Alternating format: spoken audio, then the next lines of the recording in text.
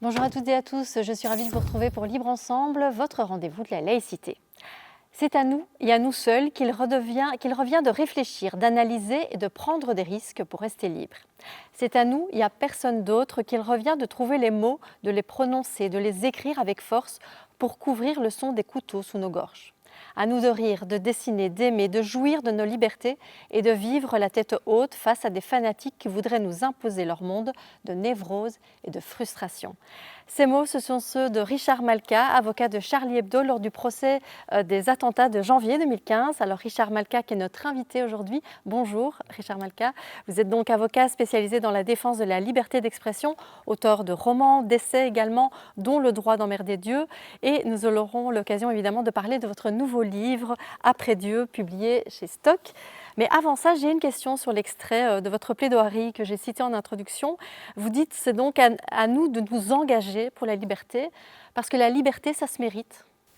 Ah oui, ça se mérite, c'est jamais acquis pour toujours. Donc en fait, ça se mérite génération après génération. Et j'aime beaucoup cette parole de Simon Bolivar, grand libérateur d'Amérique du Sud, qui disait quand un peuple est attaché à sa liberté, il la garde, il la conserve. Et personne ne peut lui voler. En fait, ça dépend de nous.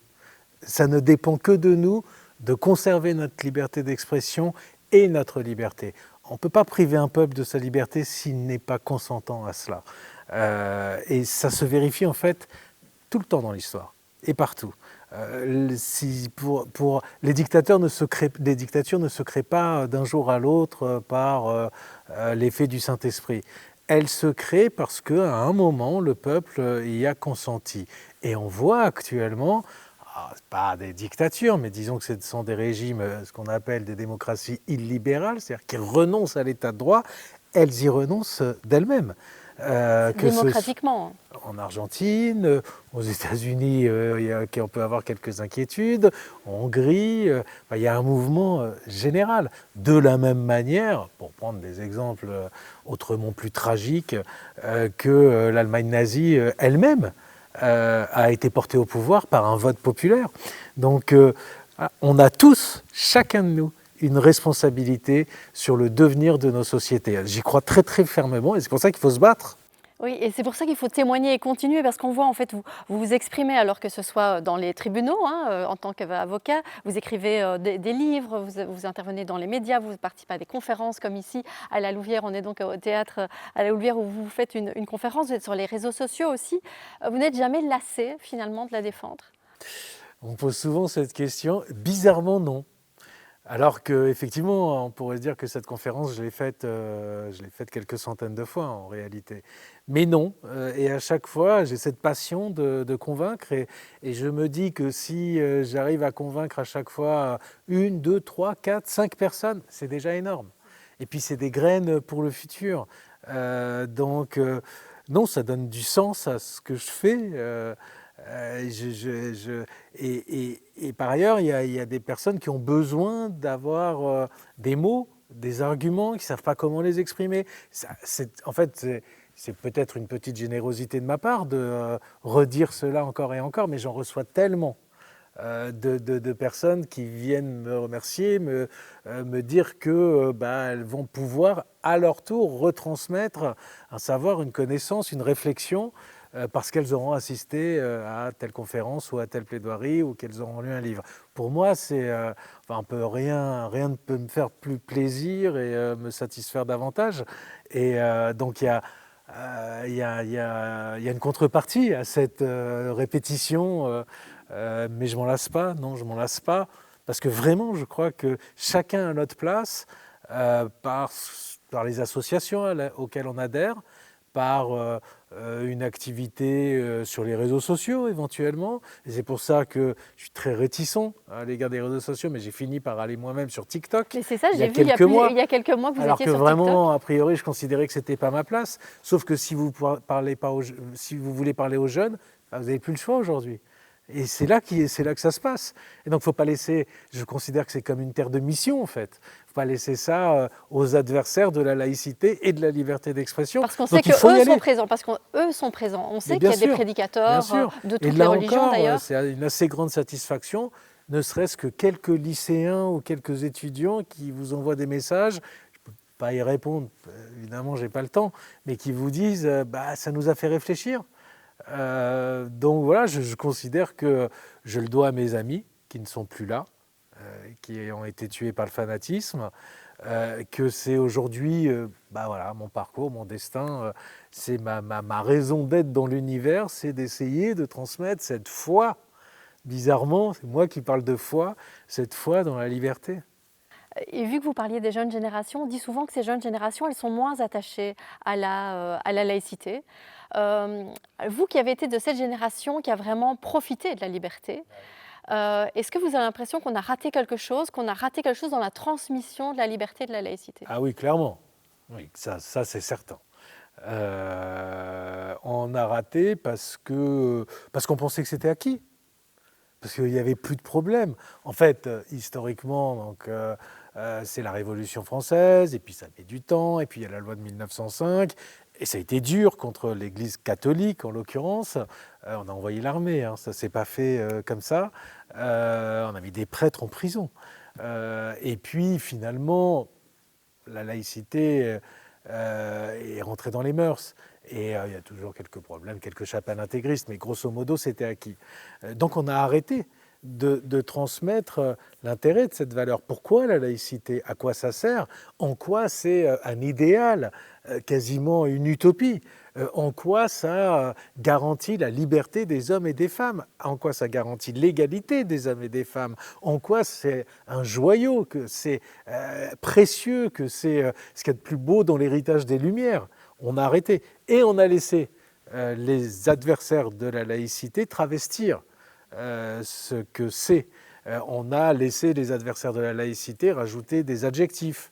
Ou alors nous dire qu'en fait, bah, c'est une invention de l'homme blanc, colon, occidental, que c'est un racisme.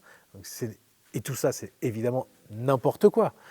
Mais on a abandonné le combat longtemps, et tellement on pensait que c'était évident, tellement on pensait que les hommes ne voudraient pas retourner dans l'esclavage, qu'ils resteraient attachés à leur liberté. Mais en fait, ça ne marche pas comme ça. Et j'ai toujours en tête cette citation de Dostoïevski, il n'y a rien que l'homme ne préfère à la liberté, si ce n'est l'esclavage. Alors, dans ce livre... Parce que c'est dur la liberté. C'est plein de questions, c'est plein de gouffres, on ne sait pas quoi faire. Mais ça veut dire que c'est plus dur la liberté que l'esclavage. Eh oui, bien sûr que c'est plus dur. C'est plus dur parce qu'on est face à soi-même, à ses échecs, à ses questionnements, au gouffre du sens de la vie, de la mort, pourquoi tout ça. On n'a pas une religion pour vous dire ce que vous devez faire, pas faire, qui vous devez aimer, pas aimer. Bon, bah, ça vous donne un sens. En tout cas, une religion vue comme un dogme que vous devez appliquer sans trop vous poser de questions. Ça ne veut pas dire qu'il n'y a pas des gens croyants qui ne se posent pas les mêmes questions que moi, parce qu'ils ont un autre rapport à leur religion. Mais pour ceux qui conçoivent leur religion comme étant un manuel, un code pénal et un code civil en même temps, bon, bah, vous avez là la réponse à toutes les questions que vous pouvez vous poser. Là, plus vous êtes libre de tout ça, et parfois je regrette moi de ne pas croire, parce que c'est dur en fait. Oui, il y a des gouffres autour de soi partout. Et en même temps, ça fait une vie tellement plus riche, tellement plus amusante, tellement plus intéressante de se confronter à soi-même et de se poser toutes ces questions-là. Donc oui, c'est plus dur. Mais il y a des contreparties. Parce que mieux vaut, c'est ce que je dis dans ce livre-là, en fait, pour ne pas se poser toutes ces questions-là sur le sens de la vie, sur la mort, eh bien, en fait, on accepte de vivre comme des morts vivants, d'abandonner sa liberté de conscience, sa liberté de critique, son libre arbitre. Donc je préfère vivre avec des questions que devenir un zombie. Oui, c'est ça, qu'avec des réponses toutes faites aussi. Mais c'est clair que c'est une des questions que vous posez dans le livre Après Dieu. Alors, je vais peut-être juste dire un mot sur la démarche de ce livre, parce qu'en fait, donc, il est publié dans la collection Ma nuit au musée. Alors, le principe, c'est donc de passer la nuit dans un musée et d'en écrire un livre. Vous avez choisi un musée, finalement, qui n'en est pas un, puisque vous avez passé une nuit au Panthéon, monument funéraire en l'honneur des grandes personnes de l'histoire de France. Un lieu d'ailleurs où les symboles s'entremêlent, hein, parce qu'il y a à la fois le Christ et Marianne, la religion, la République, Dieu et la liberté. Alors pourquoi ce lieu déjà? Parce que d'abord, c'est un lieu magnifique, assez méconnu à Paris, qui a une histoire absolument incroyable que je raconte au début de ce livre, que j'ai d'ailleurs découvert. Oui, puisque ça devait être une église, hein, et puis après, Voilà, finalement, ça ne l'a jamais voilà, été. ça a été une promesse faite par Louis XV alors qu'il pensait qu'il allait mourir. Finalement, il est sauvé par un médecin qui est un médecin juif, donc il aurait dû construire une synagogue, mais finalement, ce sera ni une basilique ni une synagogue, ce sera puisqu'il n'a pas été terminé avant la Révolution française, il n'a pas été consacré, et les révolutionnaires ont décidé d'en faire un bâtiment à la gloire de leur nouvelle religion civile, et donc des grands hommes et des valeurs républicaines. Et donc ce bâtiment, j'ai voulu y aller et j'y suis resté enfermé une nuit entière, tout seul, Dans le froid. parce qu'il y a Voltaire et que j'avais très envie de parler avec Voltaire. Et en réalité, j'avais surtout envie d'approfondir ma réflexion sur tous ces thèmes, parce que ça fait des années que je les traite, que j'ai besoin aussi de me renouveler, de m'approfondir, de changer d'angle, de trouver des nouveaux arguments pour convaincre. Parce que les temps changent aussi, qu'il faut s'adapter, et que je me disais que eh bien, redécouvrir tous les ouvrages de Voltaire, la vie de Voltaire, comme je l'ai fait donc, pour traiter de ce livre, et pouvoir initier ce dialogue fictif et imaginaire avec lui, ça me permettrait d'aller plus loin. Mhm. Parce que c'est vrai que Voltaire, hein, pour ceux qui ne le connaîtraient peut-être pas bien, philosophe des Lumières évidemment, et c'est surtout le symbole de la lutte contre le fanatisme religieux. Et vous dites à un moment dans le livre, « Regarde où nous en sommes, toi qui pensais que le fanatisme connaissait ses dernières heures et que disparaîtraient les fous furieux lisant la Bible au premier degré. » Donc ça, Ouais. vous lui dites, vous lui dites fictivement, hein. Mais effectivement, Voltaire, ce serait, alors on a tendance à dire l'expression, ce serait retourner dans sa tombe si vous voyez ce qui se passe aujourd'hui. Il était vraiment persuadé que le fanatisme n'en avait plus que pour que quelques années à exister.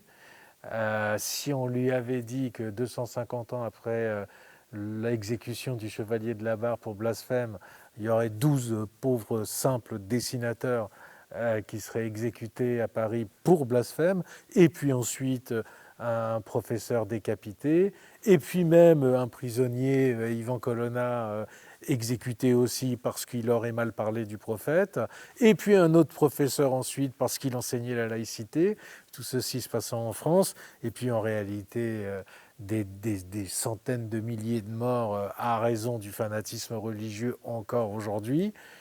Oui, je pense qu'il se serait retourné dans sa tombe. Parce qu'on pensait que la religion allait se séculariser, mais on parlait du christianisme. Et il y a eu, pendant la parenthèse enchantée que vous évoquiez tout à l'heure et qui m'a permis, moi, de vivre la liberté, mais j'ai vraiment l'impression que c'était une période très courte, en fait, dans l'histoire de l'humanité, une parenthèse qui, malheureusement, à certains égards, se referme. On voit un retour du religieux, on le constate. Il si on veut avoir une pensée d'une quelque utilité que ce soit, il faut partir du réel. Et le réel, c'est le retour du religieux. Alors, c'est essentiellement l'islam, sous nos latitudes. C'est aussi les églises protestantes très radicales. Les évangéliques. Les évangélistes. Mais puis aux États-Unis, il y a aussi un catholicisme qui se durcit, mais sous nos latitudes, c'est essentiellement l'islam. Et donc, mon combat, c'est un combat aussi pour les musulmans qui subissent souvent une religion liberticide, c'est de faire prévaloir la loi des hommes sur les lois de Dieu, en fait. C'est ça la laïcité. Pour qu'on puisse vivre ensemble. Pour qu'on n'en revienne pas aux guerres de religion. En fait, c'est ça le combat. Oui, et vous faites le pari de l'enseignement en disant qu'effectivement, c'est en continuant à enseigner. Et alors, vous dites qu'on a peut-être trop enseigné le respect des religions et qu'il faudrait... il faut enseigner la méfiance. C'est ça, il faut arrêter d'être dans le respect. Donc peut-être le respect des croyants, mais pas le respect des religions, c'est ça ? Évidemment, j'en peux plus d'entendre ce mot respect, qui en fait est utilisé d'une manière mafieuse.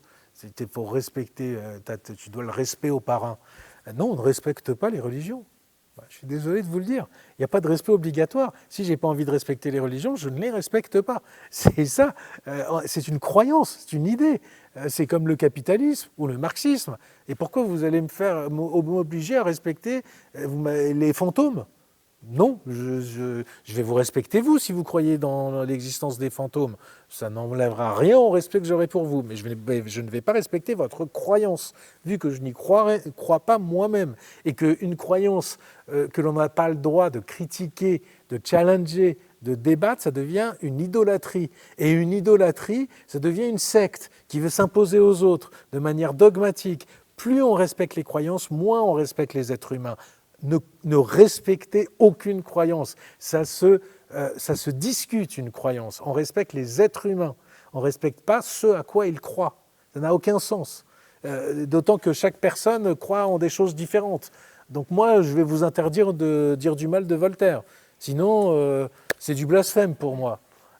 Donc comment on fait, encore une fois, pour vivre ensemble ? Donc toutes les croyances sont discutables. C'était le thème de mon précédent ouvrage, Le droit d'emmerder Dieu. C'est un droit imprescriptible de l'être humain. C'est un droit de l'homme de pouvoir critiquer autant que l'on veut toutes les croyances, la sienne, celle des autres, et celle qu'on n'a pas encore inventée. Ouais, le droit de blasphémer, mais qui est difficile, on le sait, hein, les profs le disent, c'est difficile aussi d'en parler en classe, par exemple, parce qu'on parlait de l'enseignement. Ce mot de respect, c'est un synonyme de censure.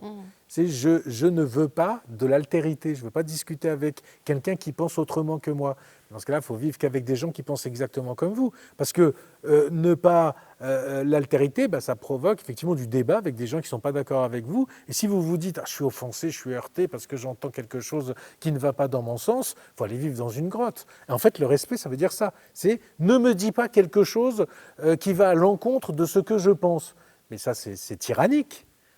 On ne peut pas vivre comme ça. Et au niveau et surtout, on s'assèche. Ouais. Et on devient, encore une fois, des zombies qui ne pensent plus. Donc le fait religieux, c'est très bien de l'enseigner, sous l'angle de l'historicité, mais déjà ça, c'est compliqué, et c'est quasiment impossible. Est-ce que Moïse a existé ? Est-ce que Jésus a existé ? Est-ce que Mahomet a existé ? Je vous souhaite bon courage. Et par ailleurs, il faut enseigner la méfiance à l'égard des religions quand elles deviennent des dogmes. C'est ça. Parce que pour revenir à Voltaire, finalement, Voltaire, il n'était pas athée. Non. Il croyait en Dieu, oui. Mais par contre, il ne croyait pas dans la structure, dans les religions. Il était déiste, c'est-à-dire qu'il rejetait avec une violence infiniment plus grande que la mienne, et que celle qui peut être celle des laïcs aujourd'hui, les religions.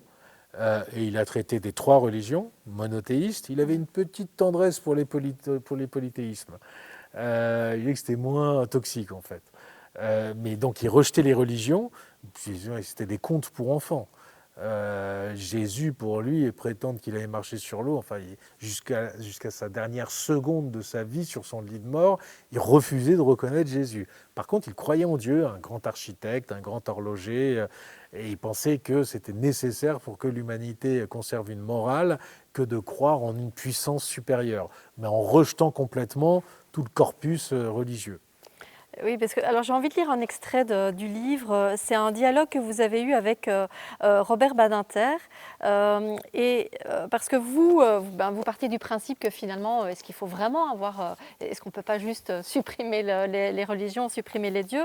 Et Robert Badinter, il y a une quinzaine d'années, vous a répondu: vous ne pourrez rien y faire, Richard. Vous ne pouvez pas demander aux paysans du Sahel qui se brisent le dos sur sa terre aride, à l'ouvrier du Bangladesh qui peine à nourrir ses enfants en travaillant 15 heures par jour, à la femme de ménage haïtienne qui s'échine au milieu du chaos, de renoncer à une vie meilleure dans l'au-delà. Ils ont besoin de croire à un plus grand que soi, sinon c'est trop dur. Renoncer à une puissance consolante et prometteuse reviendrait pour eux à se priver de tout espoir. C'est impossible.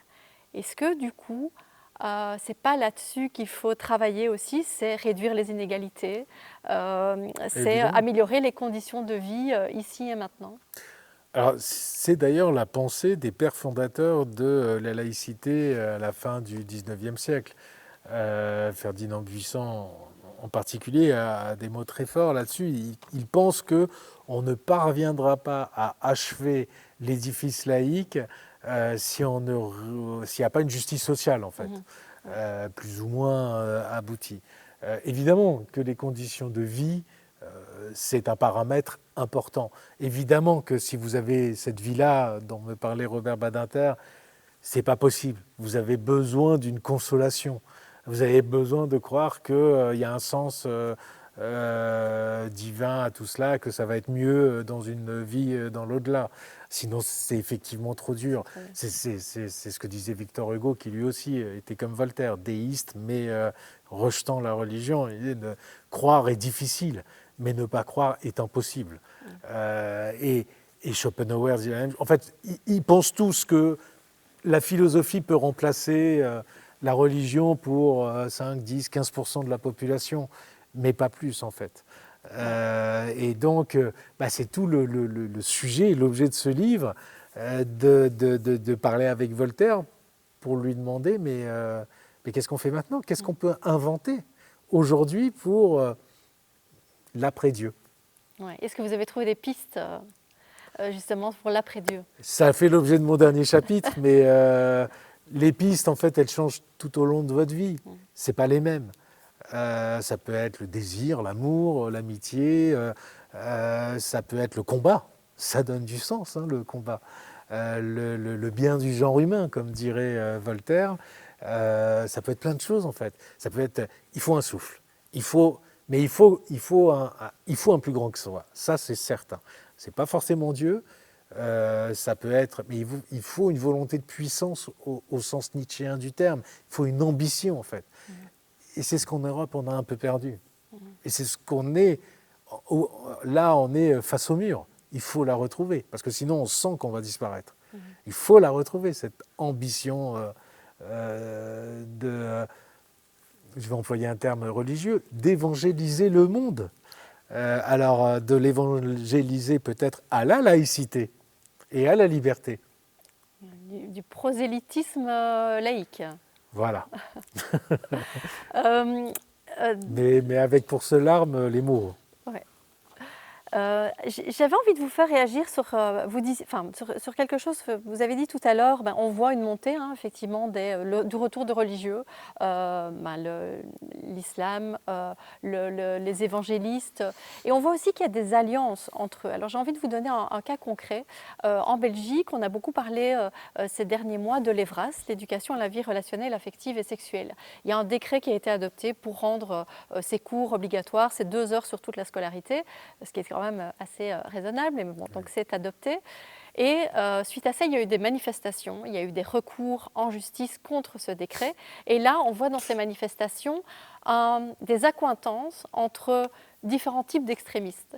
Et on voit effectivement dans la foule qui manifeste et dans les personnes qui ont porté plainte, qui sont allées en justice contre ce décret, on a des extrémistes catholiques, on a des extrémistes musulmans et on a l'extrême droite. Comment est-ce qu'on peut réagir face à ça? Qui protègent très bien l'enfance, Voilà. tous ces gens-là. Alors, mais comment est-ce que vous expliquez ces accointances entre ces extrémismes qui peuvent paraître tellement différents? On a quand même du coup l'extrême droite qui manifeste aux côtés de femmes voilées, par exemple. Alors, je ne sais pas ce qu'il y a comme contenu dans ces cours, donc je ne prononcerai pas forcément. Mais enfin, je ne pense pas que ça puisse faire beaucoup de mal à qui que ce soit d'avoir 2 heures de cours pour des enfants qui malheureusement ont accès sur leurs réseaux sociaux ou leur téléphone à toute la pornographie du monde entier. Donc je pense qu'il y a des combats, il y a d'autres combats à mener que des cours qui, à mon avis, visent à transmettre du savoir et de la connaissance de manière assez respectueuse, en l'occurrence, des convictions de tout le monde. Mais oui, cette convergence des luttes entre les différentes religions, sur certaines thématiques, on les retrouve. Sur la fin de vie, le débat sur la fin de vie, la condition féminine parfois, l'avortement, sur tous ces débats de société, elles manifestent parfois ensemble. La critique de Dieu, la question du blasphème, oui, moi j'y ai été confronté à cette convergence. Et l'Église catholique a été ambivalente, même en France, sur la question de la libre moquerie, la libre critique et les caricatures du religieux. Oui, ces religions se retrouvent avec une hypocrisie absolue quand il s'agit de prétendre protéger les enfants. Ça aussi, je commence à ne plus en pouvoir. Ces associations de défense de l'enfance qui ne trouvent rien de mieux à faire que d'interdire les transmissions des connaissances, toute évocation de la sexualité, et dont l'ennemi principal, ce sont des artistes dont ils demandent les déprogrammations, la censure, des poursuites, des tribunes, des pétitions pour qu'ils ne se produisent plus nulle part, des tableaux que l'on veut retirer des musées, des livres Maus. Vous voyez ce que c'est, Art Spiegelman. On a demandé aux États-Unis en 2022 qu'on la retire des cours d'éducation parce qu'une petite souris prenait une douche nue. Anne Frank a été retirée de certaines écoles. En France, les mêmes associations, certaines d'extrême droite, certaines d'extrême gauche, d'autres extrêmement catholiques, ont demandé à retirer un tableau qui dénonçait les viols en Ukraine, parce qu'il y avait une représentation d'un viol. C'est insupportable, en fait. En tout cas, je vais inviter nos téléspectateurs à se plonger dans votre livre Après Dieu, qui est vraiment très intéressant dans cette collection, donc Ma nuit au musée, publiée chez Stock. Merci beaucoup Richard Malka, et merci à vous de nous avoir suivis. Merci aussi au Théâtre de la Louvière de nous avoir accueillis aujourd'hui. Je vous souhaite une belle journée.